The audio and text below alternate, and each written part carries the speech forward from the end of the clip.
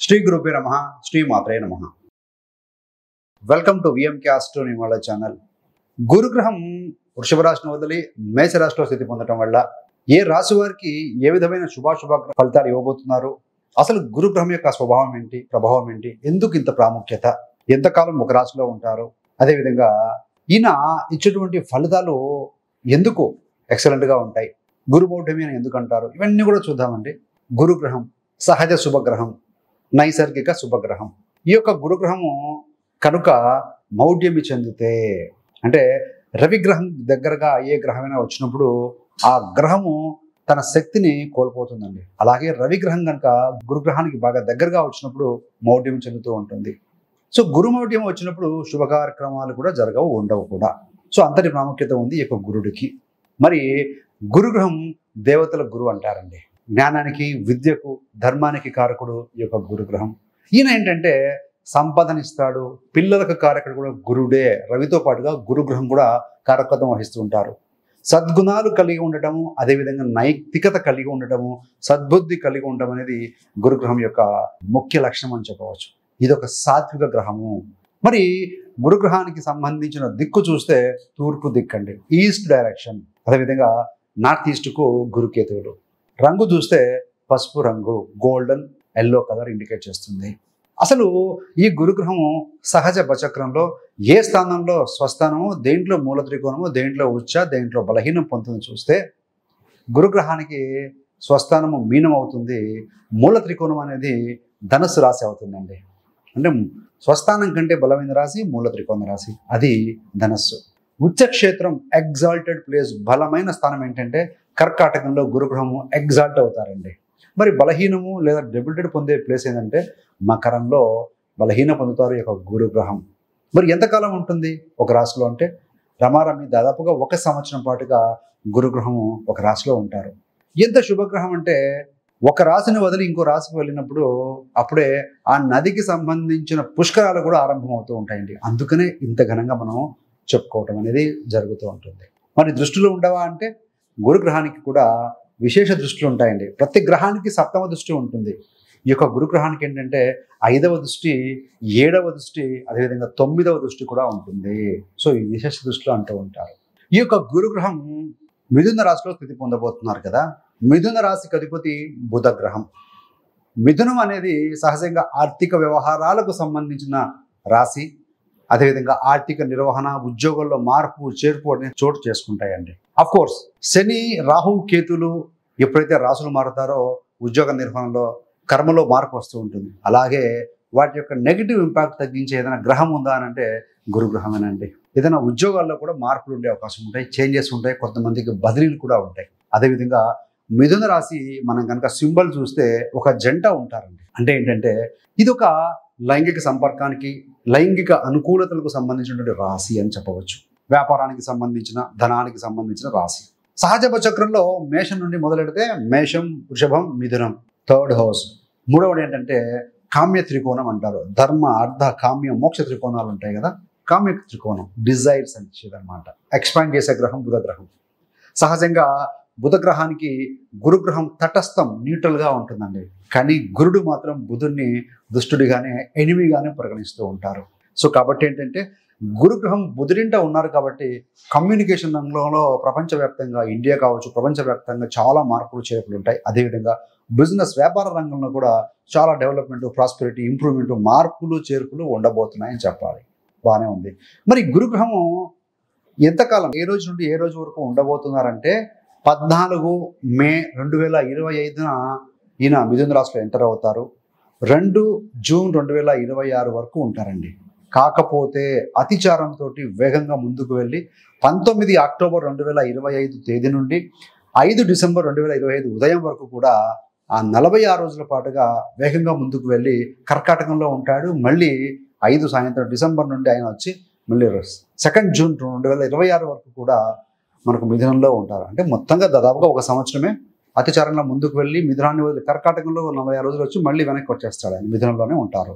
So ఇది మొత్తంగా ఆయన ప్రయాణ కాలం. మేషరాశి వారికి ఈ గోచార గురుగ్రహం మిథునంలో స్థితి పొందడం వల్ల ఎలాంటి శుభాశుభ ఫలితాలు కలగబోతున్నాయో చూద్దామండి. మేషరాశికి అధిపతి కుజగ్రహం. మేషరాశిలో అశ్వని 4 పాదాలు, భరణి 4 పాదాలు, కృత్తిక 1వ పాదం, మొత్తం 9 నక్షత్ర పాదాలు ఉంటాయండి. మేషరాశి నుండి 9 మరియు 12వ స్థానాధిపతి గురువు అవుతారు. ఈ యొక్క గురుగ్రహం, ఈ యొక్క జూపిటర్ మిథునం అంటే 3వ స్థానంలో ఉండబోతున్నారు మీ యొక్క రాశి మరియు మీ యొక్క లగ్నం అయినటువంటి మేషం నుండి. సో గురుడికి ఇందాక చెప్పుకున్నట్టుగా 5, 7, 9 దృష్టిలు ఉంటాయి కాబట్టి ఆయన ఏంటంటే మీ యొక్క సప్తమ స్థానాన్ని, 7వ స్థానాన్ని, సప్తమ దుశ్చేత 9వ స్థానాన్ని, నవమ దుశ్చేత మీ యొక్క 11వ స్థానాన్ని, ఏకాదశ స్థానాన్ని వీక్షిస్తూ ఉంటారండి. ఎప్పుడు కూడా గురుడు యొక్క దృష్టి మంచిది. ఒక మంచి వారి యొక్క చూపు ఎలా మంచిగా ఉంటుందో, పాజిటివ్గా ఉంటుందో, సో మంచిదండి. ఆ స్థానాలన్నీ ఫ్లవరిష్ అవ్వబోతున్నాయి. మరి ఏ విధంగా ఉండబోతుందంటే ముఖ్యంగా వృత్తిలో, అంటే వృత్తికి 2వ స్థానం 11వ స్థానం కాబట్టి ఎవరైతే హార్డ్ వర్క్ చేస్తారో, ఎవరైతే కష్టపడతారో, ఎవరైతే ఎఫర్ట్స్ పడతారో ఈ సంవత్సరానికి వారి ఎఫర్ట్స్ తగినట్టుగా ఎక్సలెంట్ ఫ్రూట్ఫుల్ రిజల్ట్స్ ఉంటాయండి. కొంతమందికి గ్రహాలు జాతకం బాగాలేనప్పుడు ఏమవుతుందంటే ఎంత ఎఫర్ట్స్ పెట్టినా కూడాను ఫలితం సరిగ్గా రాదు. కానీ ఈ సంవత్సరం గురుడు యొక్క శుభదృష్టి వల్ల మంచి ఫలితాలు అందుకుంటారు. వృత్తిలో కూడా 2 అంటే కమ్యూనికేషన్, 3 అంటే ఎఫెక్టివ్ కమ్యూనికేషన్. సో మీలో ఎవరైతే వివిధ రంగాల్లో ప్రైవేట్, కార్పొరేట్, గవర్నమెంట్ సెక్టార్లో ఏ రంగాల్లో ఏ వృత్తిలో ఉన్నా సరే మీ యొక్క కమ్యూనికేషన్ స్కిల్స్ ఎఫెక్టివ్గా ఉంటాయండి. మాట తీరు కానీ అద్భుతంగా ఉంటుంది, ఆకర్షణీయంగా ఉంటుంది. లీడర్షిప్ స్కిల్స్ కూడా మీకు బాగా డెవలప్ చేసుకోగలుగుతారు. టీంని లీడ్ చేయగలుగుతారు. అదేవిధంగా మోటివేషనల్ స్పీకర్స్ ఎవరైతే ఉంటారో ఆ రంగంలో ఆ వృత్తిని తీసుకుని ఉంటారో వారికి కూడా దిస్ ఇస్ ద బెస్ట్ రంగం అని చెప్పవచ్చు. అంటే 3వ స్థానం మార్కెటింగ్ కూడా అవుతుందండి, సేల్స్ రంగం అవుతుంది. సో మార్కెటింగ్ వ్యాపారాలు, సేల్స్లో ఉన్నవారు టార్గెట్ను బాగా అచీవ్ అవుతారు. అడ్వర్టైజ్మెంట్ మార్కెటింగ్ ఉంటుందండి, నెట్వర్క్ మీడియా ఉంటుంది. సో వీటిలో ఉన్నవారికి కూడా ఈజ్ ద బెస్ట్ టైం అని చెప్పవచ్చు. అదేవిధంగా రియల్ ఎస్టేట్ సేల్స్ కూడా, రియల్ ఎస్టేట్ వ్యాపార రంగం కూడా వృద్ధి చెందుతుంది. సో మంచి మంచి క్లయింట్స్ వస్తారు. సో రినౌడ్ క్లయింట్స్ వస్తారు. అదేవిధంగా వారి నేమ్ అండ్ ఫేమ్, గుర్తింపు కూడా వారి సంస్థకు కానీ ఆ ఉద్యోగులకు కూడా మంచి గుర్తింపు కూడా వస్తుంది అని చెప్పవచ్చండి. మరి సంబంధ బాంధవ్యాలు, రిలేషన్షిప్స్ చూస్తే ముఖ్యంగా ఏంటంటే తోబుట్టువులు 3వ స్థానం అంటే యంగర్ సిబ్లింగ్స్ అవుతూ ఉంటారు. 11వ స్థానం అంటే ఎల్డర్ సిబ్లింగ్, పెద్దవాళ్ళు మీకంటే. అంటే ఏంటంటే తోబుట్టువులు, చెల్లెలు కానీ తమ్ముళ్ళు కానీ ఇలాంటి వారితో ఉన్న సంబంధ బాంధవ్యాలు ఇబ్బందులు ఏమైనా ఉండి ఉన్నా, మాట తీరు ఉన్నా, కొంతమంది మాటలు లేకుండా ఉండి ఉన్నా, ఇవన్నీ కూడా సంబంధ బాంధవ్యాల్లో ఉన్నటువంటి యొక్క సమస్యలు తొలగిపోతాయి.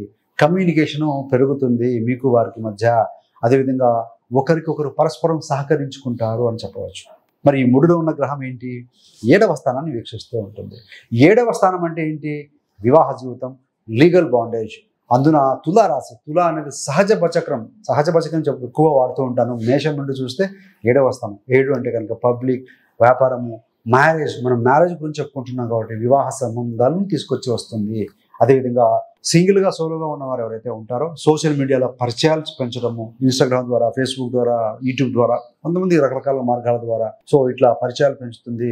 ఒకవేళ పరిచయాల్లో ఉన్నవారికి వారి యొక్క కమ్యూనికేషన్ ఎఫెక్టివ్గా షేరింగ్ బాగా చేసుకోగలుగుతారని చెప్పవచ్చు అండి. వివాహ వ్యవస్థలో ఏమైనా సమస్యలు ఉంటే, వైఫ్ అండ్ హస్బెండ్ మంచి గొడవలు ఉంటే అవి కూడా పరిష్కార దిశగా ముందుకు వెళ్తాయండి. పాజిటివ్ అవుట్కమ్ అయితే వస్తుంది. సమస్యలను సాల్వ్ చేసుకుంటారని చెప్పవచ్చు. మరి వ్యాపారం గురించి చూస్తే వ్యాపారం కూడా 7వ స్థానమే. కొత్త వ్యాపారం మొదలెట్టడానికి this is the right time. అంటే మీ యొక్క జన్మ జాతక చక్రం కూడా దయచేసి చెక్ చేసుకోండి. ఇవన్నీ కూడా చంద్రరాశి ఆధారితం. మరి లాభాలు కూడా బాగుంటాయండి. ఎందుకంటే ఈ యొక్క గురుడు 3లో ఉండి 7ని చూస్తూ 9 లక్కను చూస్తూ 11 లాభాలను చూసుకొస్తూ ఉంటారు కాబట్టి. సో ఎవరైతే పార్ట్నర్షిప్ బిజినెస్లో ఉంటారో, వ్యాపార భాగస్వామ్యంలో ఉంటారో వారికి కూడా ఇంప్రూవ్మెంట్ ఉంటుంది. కొత్త వ్యాపార భాగస్వామ్యం దొరుకుతారు. అదేవిధంగా మీతోటి మీ కింద సబార్డినేట్స్ యొక్క సహకారం కూడా అద్భుతంగా దొరుకుతుంది అని చెప్పాలి. మరి వ్యాపారం చూసాం. ఆర్థిక సంబంధమైన విషయాలు చూస్తే మీ యొక్క ఎఫర్ట్స్ ఎంతైతే చేస్తారో దానికి తగినట్టుగా మీ యొక్క ఆర్థిక అభివృద్ధి ఉంటుంది. అదేవిధంగా వ్యక్తిగత జీవితంలో కూడా మీకు మంచి గ్రోత్ ఉంటుందని చెప్పాలండి.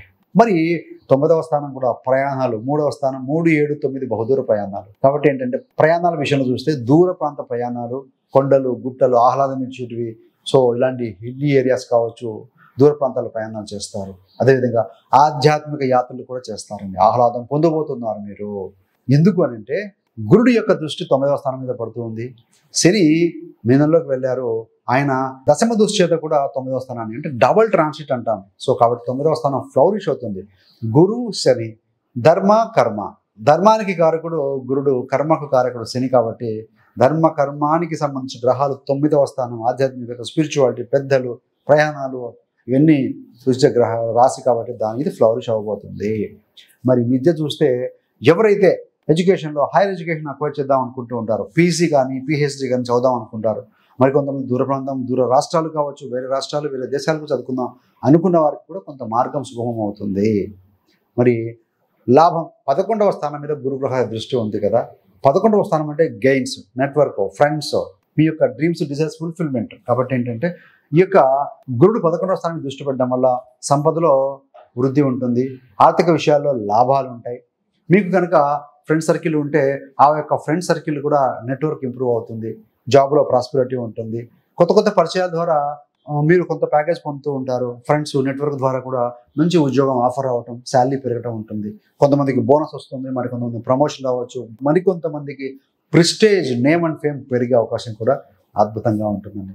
సో మొత్తం మీద చూస్తే ఏలినాటి శని ప్రభావం ఉంటుంది, రాహుకేతుల యొక్క ప్రభావం ఉంటుంది. కానీ వాటి యొక్క నెగిటివ్ ఫలితాలను కాస్త తగ్గించి వేసే గ్రహం గురుగ్రహము. కాబట్టి ఏంటంటే మనకు ఈ యొక్క గురుగ్రహం మేషరాశి వారికి కొంతలో కొంత ఊరట ఇస్తుంది. ఈ యొక్క శని రాశి మారిన ఏలినాటి శని మొదలైనా కూడానండి. సో మరి రెమెడీస్ పరంగా చూస్తే ముఖ్యంగా సో ఈ యొక్క గురుగ్రహము ఎల్లో కలర్ అంటే పసుపు రంగు బట్టలు ధరించడం కావచ్చు, బొప్పాయి, అరటిపళ్ళు, పసుపు ఇలాంటివి దానం చేయటం, గురువారం రోజున గురువులు పెద్దవారిని సత్కరించడము, వారిని ఆదరించడము, ఇవన్నీ చేస్తూ ఉంటే కూడా మంచిదండి. చిటికెడు పసుపు బకెట్ ఆఫ్ వాటర్లో వేసుకొని స్నానం చేయించడం వల్ల కూడా నెగిటివ్ ఎనర్జీ తొలగిపోయి చాలా బాగుంటుందండి. అదేవిధంగా శివారాధన, దక్షిణామూర్తి ఆరాధన, దత్తాత్రేయ యొక్క ఆరాధన మంచి శుభోద్ధాన్ని ఇస్తుంది. దాంతోపాటుగా విష్ణుమూర్తి కూడా అండి. గురువులను రాసేంటి మిథునం, మిథునానికి అధిపతి ఎవరు? విష్ణుమూర్తి. అంటే బుధుడికి అధిపతి విష్ణుమూర్తి కాబట్టి. సో ఇదే అండి. Thanks for watching. ఇలాంటి మరిన్ని మంచి మంచి వీడియోల కోసం విఎంకే ఆస్ట్రోనమీ ఛానల్ సబ్స్క్రైబ్ చేసుకోగలరు. పక్కన ఉన్న బెల్ సింబల్ మీద క్లిక్ చేస్తే నేను చేసే ప్రతి వీడియో నోటిఫికేషన్ ద్వారా మీ దాకా ఉంటుంది. సర్వేజన సుఖినో భవంతు. స్వస్తి.